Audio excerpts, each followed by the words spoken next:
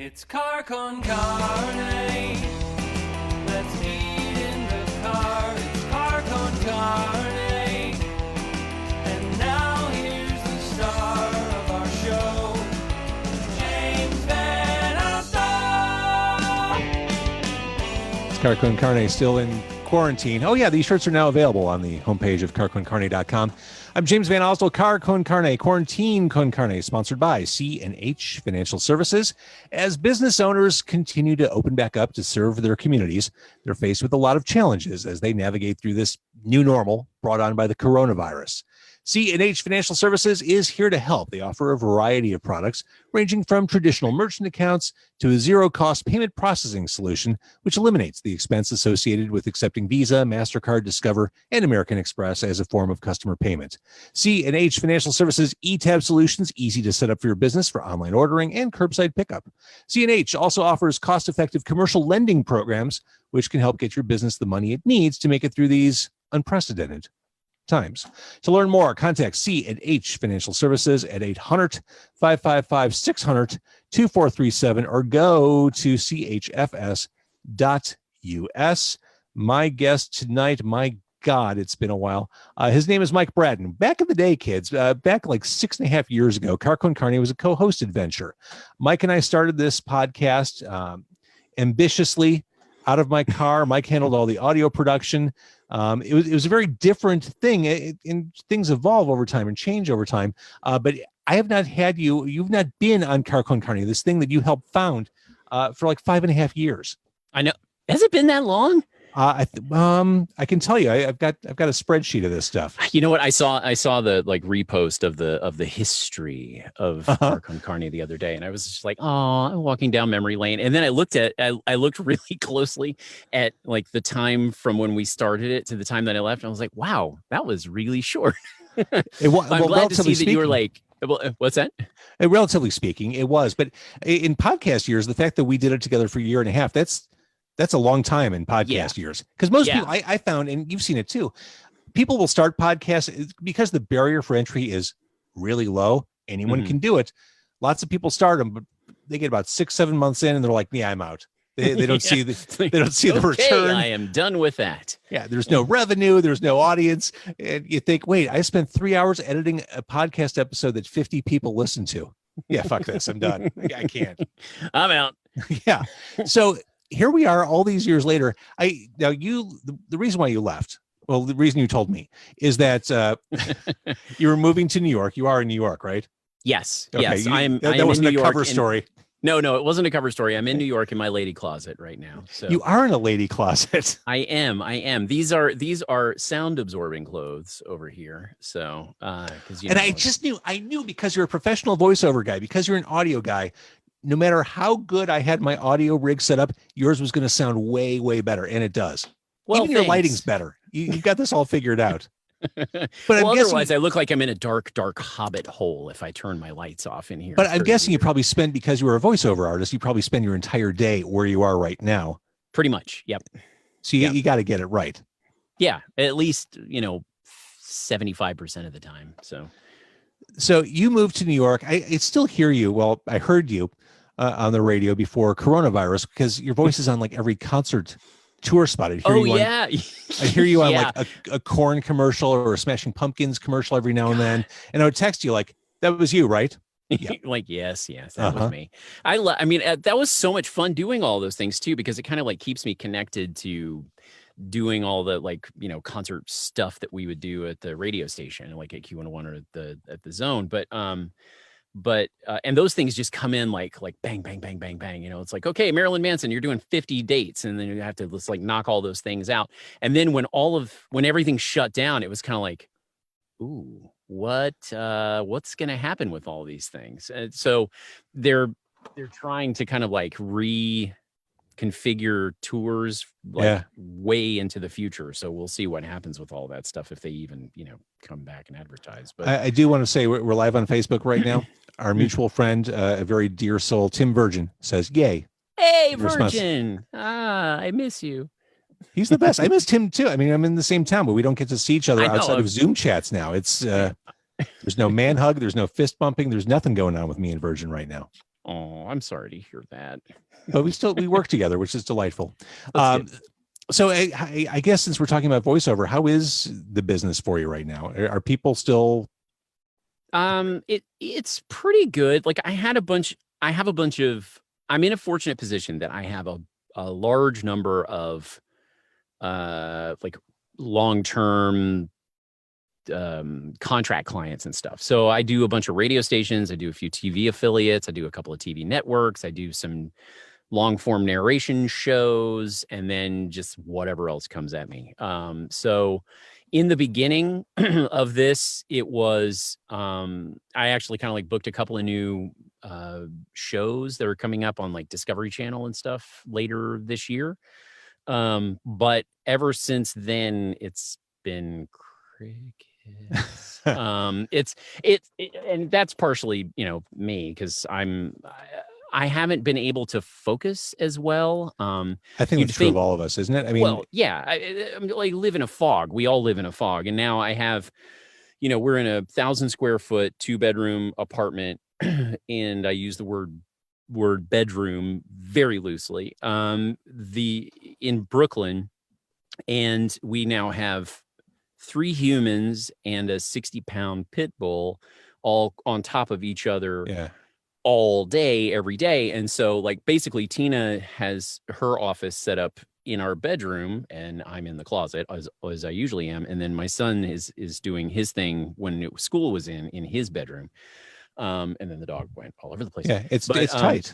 It's tight. It's tight. And so because of that, like my wife has like a very regimented schedule for the most part throughout the day. And so I have my stuff just comes in whenever, so I basically became like the teacher, cafeteria lady, the recess helper, and and then just the dog walker. Like that was all my stuff to do. And then right, I still have work to do also. Right. So I haven't been able to focus on anything. So getting new work is rather difficult right now. One of my thoughts when we hit COVID-19, when it looked like, okay, we're all going to be stuck home for a while. I knew that the only way to keep this podcast going, keep whatever momentum I had going, was to do something different with it.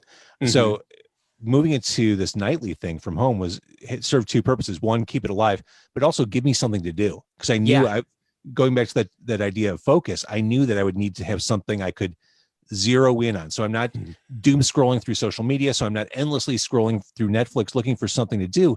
It gives me like a fixed position on my calendar, whereas nothing else is set in stone for the foreseeable future. Right. I had to do it. Doom scrolling is my new favorite phrase, by the way. I love it. I guess it used to be known as hate reading, or I'll do that too. I'll before bed. I think it used to just be scrolling through social network, but now everything is doom. So what else are you supposed to think of it as? I'll look at my tablet before I go to bed. I like reading before I go to sleep. And sometimes I'll go on sites and I'll start looking at comments. I'm like, what the fuck am I doing? I can't. I'm going to have bad dreams. I'm going to be having an awful night of sleep. I can't do that anymore. No, it's terrible. No, and that's what I wind up getting myself into is I'll sit there and it's like, it's already midnight. Tina's finally wrapping up with work. The boy's been asleep for a couple of hours at that point. And then I'm just kind of like, okay, I'm going to stay up for a little while, play some Fortnite, read Twitter for a little bit. And then the next thing I know, it's 4:00 in the morning. I'm like, oh, fuck, what did I do to myself? And then to top it off, then like I go and get in the bed and 30 seconds later, Dad, I can't sleep. And then, like every night. So both the kid and I have like these massive bags under our eyes. I'm wearing my glasses to try and hide them at the moment. But this is why Daddy drinks. Yes. so much so. So have you dipped your toes back into podcasting at all since? You know what? Yes. Very, very briefly. By the way, I wanted to represent with the shirt tonight. I love that. Quick side note. Speaking of merch, my son, I told him he vaguely remembers Small James from when we lived in Chicago, and he called you Small James because he was way into Thomas the Tank Engine at the time. And there's James on Thomas, so James the train was Big James. I can't and compete. You were Small James. Yeah.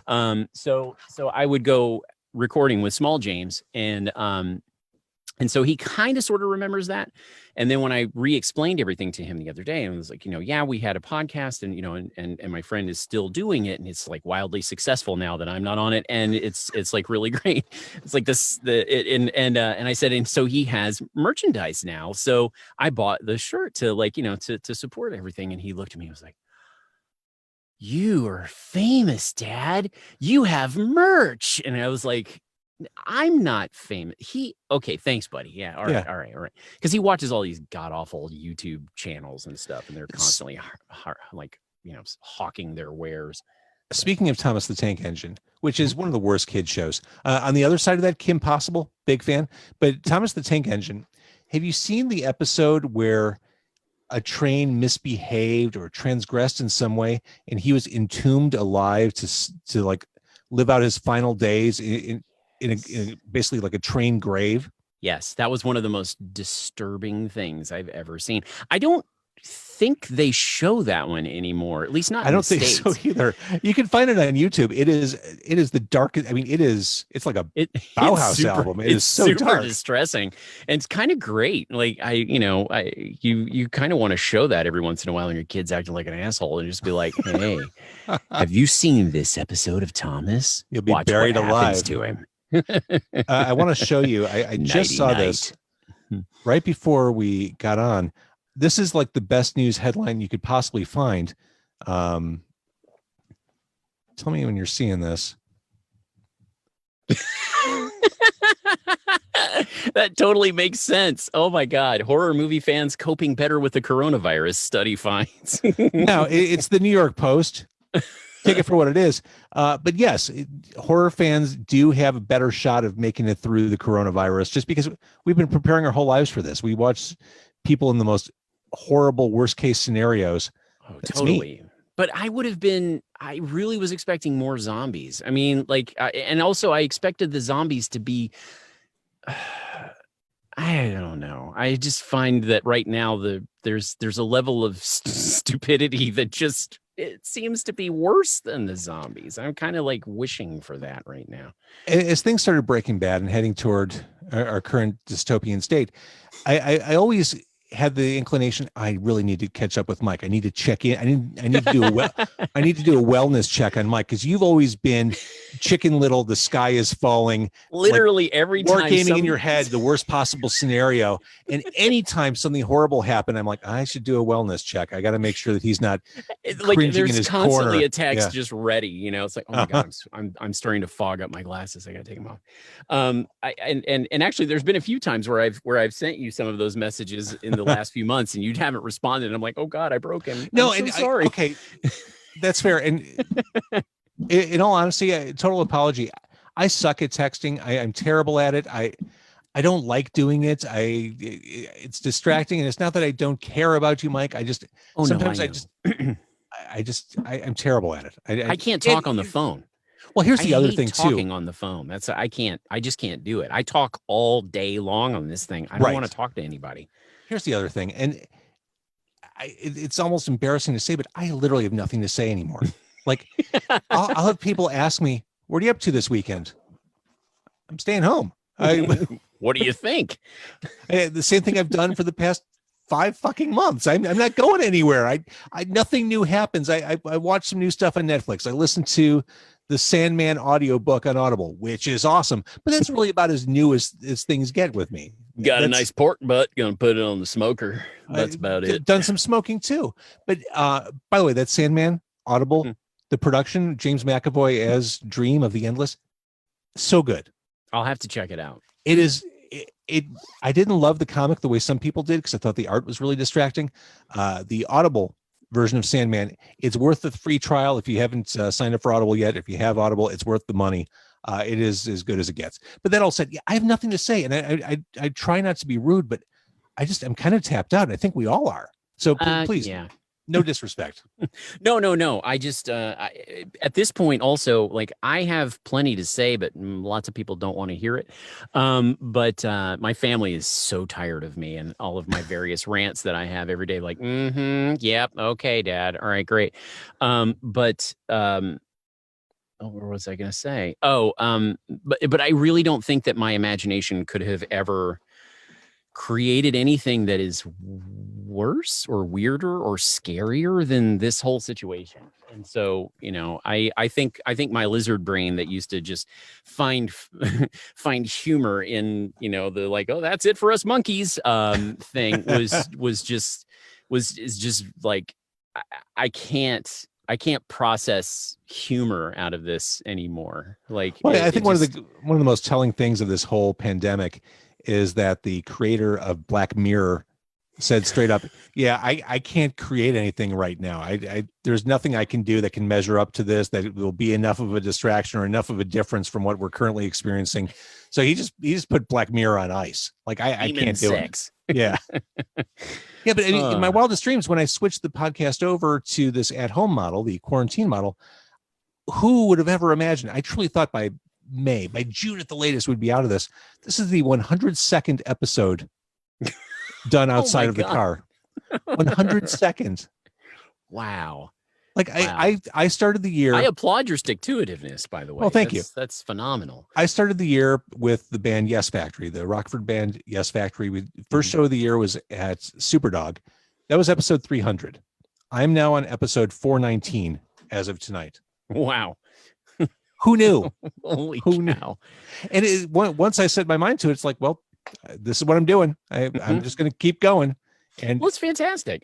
I'm so happy for you that you've been able to do that and parlay it into something to do and something fun also.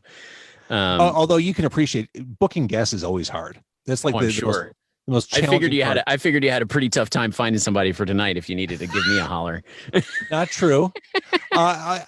Little plug here coming up tomorrow night. The Websters, Chicago band The Websters, will be joining me. We're going to debut on carconcarne.com their brand new song and video.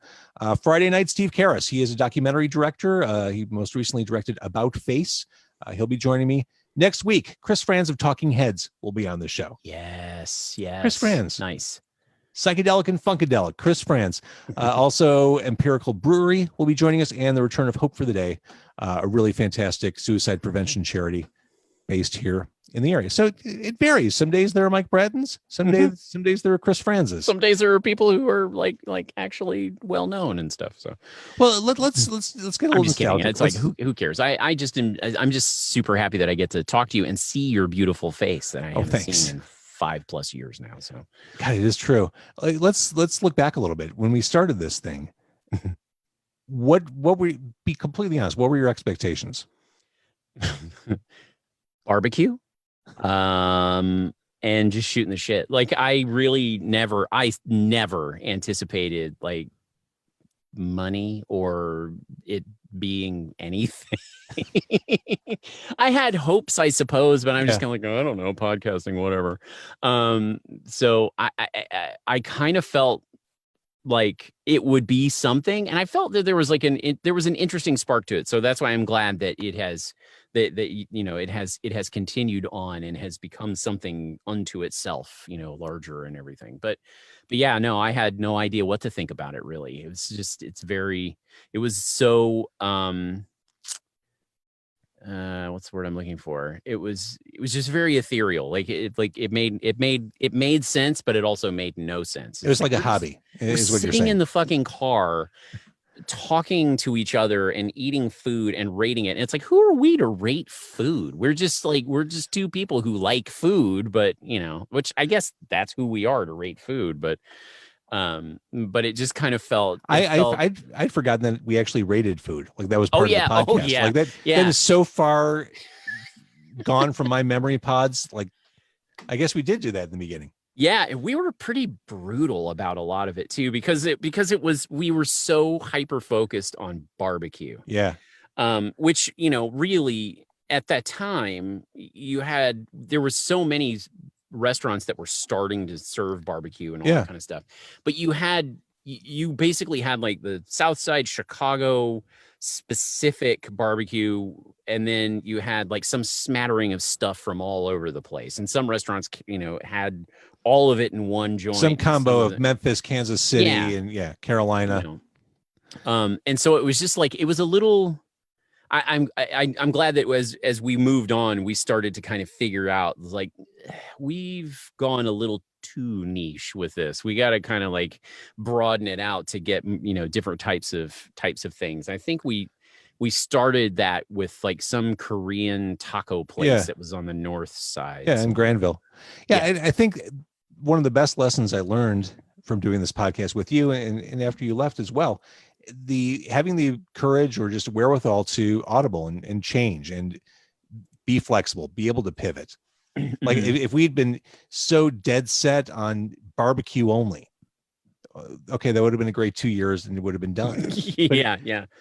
I think in any venture, especially some startup that doesn't have a whole lot of branding or isn't totally entrenched in the world, take chances, shake things up. Don't lock yourself in. That was one of the biggest lessons I took away from all that. I was looking historically at Car Con Carne. On this week, 6 years ago, the two of us were recording with Steve Gadlin. Yes, that was one of my favorites. I've had him on since, most recently maybe a year and a half ago.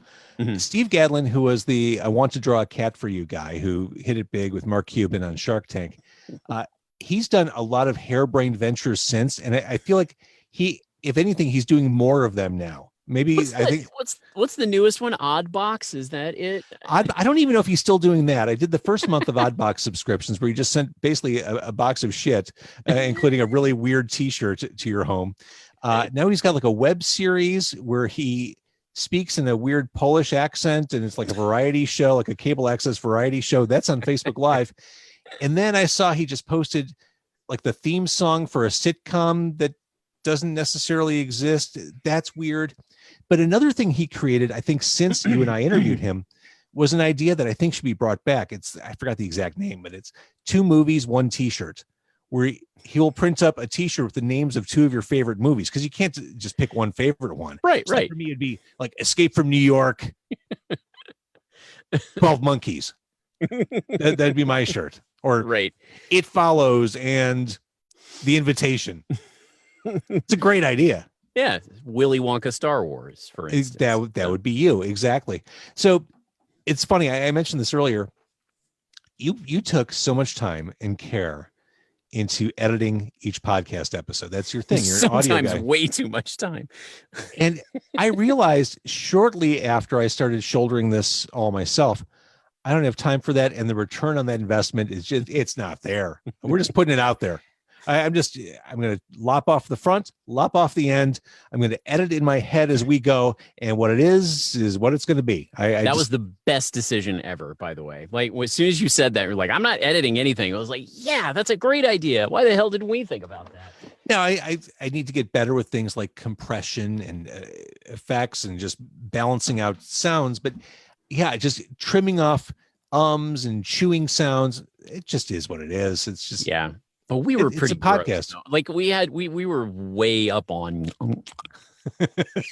on Mike, like, gnawing on food. So a lot of ribs.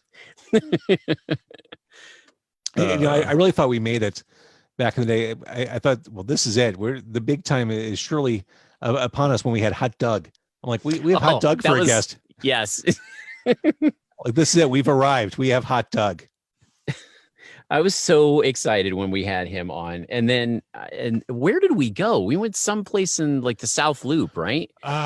Pork chop. Yeah. Which, Pork as chop? I recall, wasn't all that great. Or pork shop, was it? Or pork? No. Yeah, it was, because it was like one of those shoppy. It was like SHOPPE, wasn't it? No, hang on. No. Oh, shit. I don't know. It was just called Pork Chop because Pork Shoppy was over by Kuma's. That's right. Okay. And that place was on Belmont. That place was really good. But Pork Chop was kind of brutal. Hey, we had some bad meals. We had in fact, was that the one that where we had to, after it was over, we had to go and get hot dogs at a nearby hot dog shop that was also I'm pretty sure we did. That's possible. Maybe that might have been like a Jim's original trip or something like that. Something like that. Yeah. So do you miss this? Will you come back?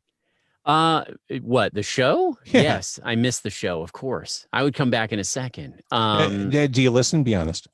Yes, I do. From time to time. I'm not regular with podcasts in any way, shape, or form, and I should be. Like I'm bad about it. But yeah. Well, it's hard to find podcasts to lock into, and especially now. Well, especially now when no one's commuting. Yeah, I mean that's the thing. Is like I can barely commit to like sitting down and watching a TV show for 25 minutes, like I'm not even watching commercials. I'm pulling it up off of Hulu or whatever. And I can barely commit to that kind of time frame because I just can't. I have so much shit occupying my head all the time now that I just can't put anything else in it. I've sat down now to try and start reading the new Mary Trump book, like, I don't know, 10 times, and I'm about 10 pages into it, if that gives you any idea about where my headspace is right now. Like, I discovered this is something I'm assuming a lot of media people already knew about. There's a thing called NetGalley where you can request, if you're a media outlet, you can request advanced copies of books. Ooh. For a review. That's how I got hooked up with Chris Franz of Talking Heads. Mm-hmm. But now I'm getting all these books to read. So that's fantastic. It's wonderful. So because I'm at a point, and I posted something about this recently, I need to detach from news, social, everything for a big chunk of time every day. It's just as messed up as things are, as we continue to wind our way through this collective trauma, I just need to not hear all the noise. Yeah. Pay attention to the noise. And sometimes the best way to do it is just that draconian, I'm cutting myself off completely. I'm walking away. Because sometimes self-discipline doesn't work in that regard. It's so hard to do. Like my version of that is always like bike rides, like 3, 4, 5, 6 hour bike rides if I can handle it.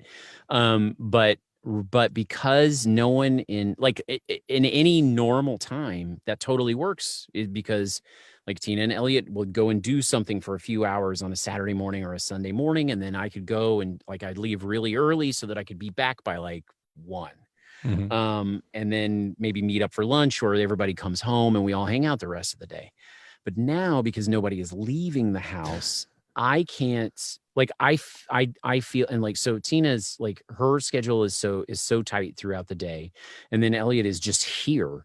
That I like her routines of getting out of the house, like going to the gym, doing yoga, like just leaving the house to go to work, like all of those things are so gone now that I can't. I feel like tremendous guilt asking for even like 2 hours or a 2.5 hour, like just a jaunt, a bike ride or whatever on a Saturday or a Sunday, just to get away. Like, and because that's my way of clearing my head and stuff. For sure. And so so all of those things have kind of gone, my outlet for that has gone away. And that's okay. I'm not I'm not blaming it on anybody or anything like that. It's just like, I just put that on myself. It's like, I can't ask, my family to just sit at home and wait for me for 5 or 6 hours at a crack, on a Saturday, because daddy needs to clear his head, Although daddy needs to clear his head. He does. Yes, it's true. But I can get a partial clearing in like 2 hours. It's fine. And again, this is why daddy drinks. Yes. And all of my glasses are empty now. They are. It's so funny. When Mike and I started talking before we went live, I noticed he was drinking a cocktail. And then a couple seconds later, he had a big old dark beer in his hand. I'm like, are you two fisting? Wait a minute. What's going on there? I'm sweating like I'm in a sauna right now. Because you're in a room with no ventilation? That would be it. Yeah. Yeah. Well, we can wrap this up. No, it's fine. Well, at some point I need to turn this into a podcast episode. Oh, right. But I find you delightful and wonderful, and I miss you terribly. Same. And it's been 5.5 years since you've been on Car Con Carne, which is just, I find that insane. I find that completely and utterly insane. And it has to stop. Here's the crazy thing. I realize in having you on tonight, there are people who, I've been doing this solo longer than we did it together. So there are people who are watching or listening who have no idea that you were even part of this. Yeah. Which is crazy to me. that's the way things happen, I suppose. I don't know. That's where to me, it's not apples to apples, but it's like people who never realized that Lollapalooza was a tour.